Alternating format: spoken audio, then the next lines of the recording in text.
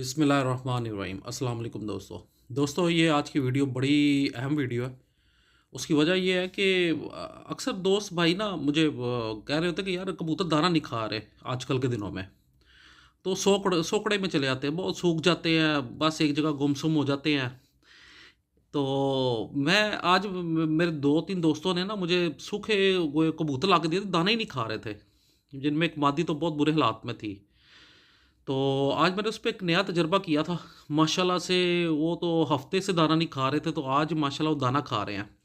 तो मैंने कहा यार भाइयों को सो ज़रा मैं बताऊँ, ज़रा जो बड़े परेशान हैं कि कबूतर दाना नहीं खाते, जो भी मेडिसिन देते हैं मरी जा रहे हैं मरी जा रहे हैं।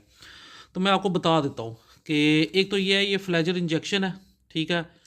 एक ये इन लाइट है, ये थोड़ा सा महंगा है, लेकिन बहरहाल कबूतरों को बचाना हो, अच्छा कबूतर हो तो यार खर्चा बंदा कर ही लेता है, क्योंकि मैं अमूमन महंगी दवाइयों को रिकमेंड नहीं करता। तो ये है कैटरस गोली, ये आईसीआई कंपनी की है। ये मैं आपको दिखा देता हूँ, ठीक है। इसमें 3 गोलियाँ होती हैं बस। ये आम मेडिकल स्टोर से मिल जाती है।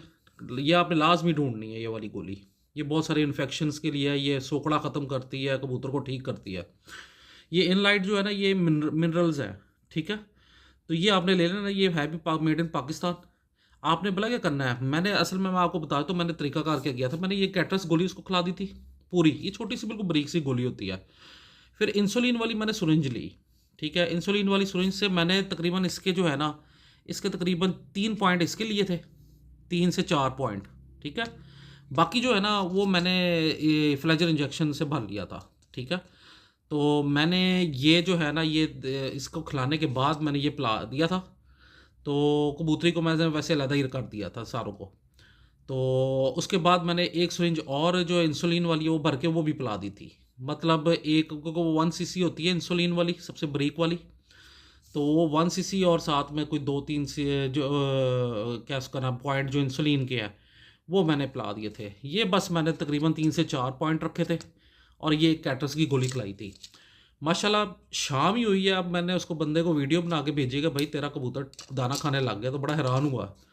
तो ये मैं आपको बताना चाह रहा था कि ये अगर जो इन दिनों कबूतर दाना ना खाए, फूल जाए, गुमसुम एक जगह बैठा रहे, फूल के बैठा रहे, और गर्दन अंदर कर ले, दाना कितने दिनों से नहीं खा रहा, सूख गया है, उसके लिए ये 3 जो है ना दवाइयों का मरकब आप जो है ना ये बना के दें। इंशाल्लाह आपका कबूतर जो है ना वो एक आधे दिन में ठीक हो जाएगा। और सबसे बड़ी बात मैं आपको बता दूं कि जब ये दाना खाने कबूतर खुद दरवाजे के पास आएगा आपको देख के, यही सूरत हाल मेरी तरफ भी यही हुई है।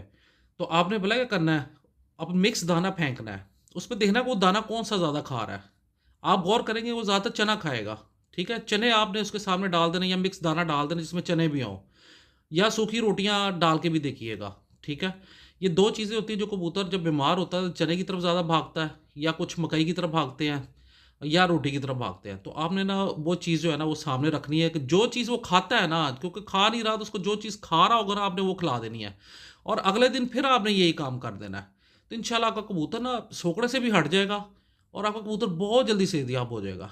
तो ये आप करिएगा इंशाल्लाह। बहुत जल्दी में मैंने वीडियो बनाई कि मैंने अभी रिज़ल्ट देखा तो बड़ा अच्छा रिज़ल्ट आया। मैं कहा यार मैं भाइयों के साथ शेयर करूँ। बहुत बहुत शुक्रिया।